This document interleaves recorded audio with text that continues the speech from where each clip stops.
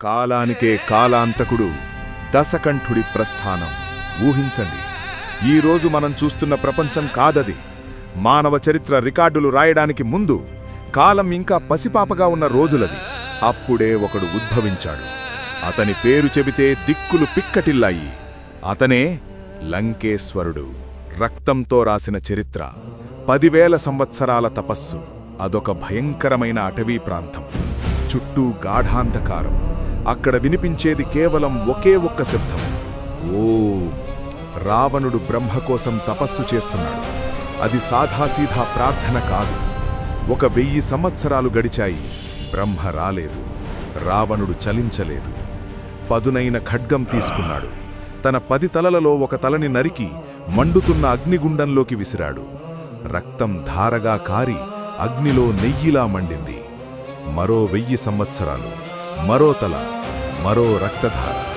అలా 1 కాదు, 2 కాదు, 10,000 సంవత్సరాలు. ప్రతి 1000 ఏళ్లకోసారి మృత్యువుని రుచి చూస్తూ మళ్లీ బతుకుతూ చేసిన ఆ తపస్సు చూసి సృష్టికర్త బ్రహ్మకే చెమటలు పట్టాయి.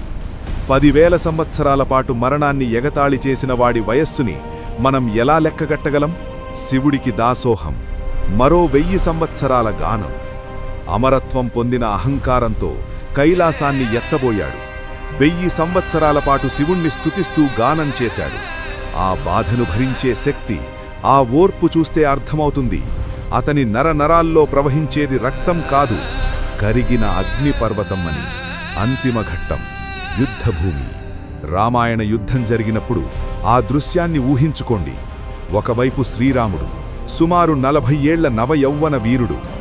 మరోవైపు రావణుడు, 40,000 సంవత్సరాలు అంచనా, అనుభవం, తపశ్శక్తి, వేద పాండిత్యం మరియు అంతులేని అహంకారం కలిగిన మహావృక్షం. రావణుడు రథం మీద వస్తుంటే భూమి కంపించింది. అతని 10 తలలు, 20 చేతులు చూస్తుంటే ఒక పర్వతం నడిచి వస్తున్నట్లు అనిపించేది. అతను ప్రయోగించే ఒక్కో అస్త్రం వెనుక 1000 ఏళ్ల సాధన ఉంది.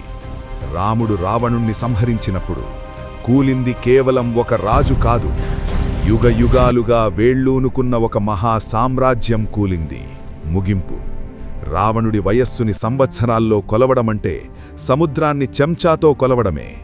అతను పుట్టింది త్రేతాయుగంలో కావచ్చు, కాని అతను జీవించింది కాలానికి అతీతంగా. అతని అహంకారం ఎంత పెద్దదో అతని ఆయుష్షు కూడా అంతే పెద్దది.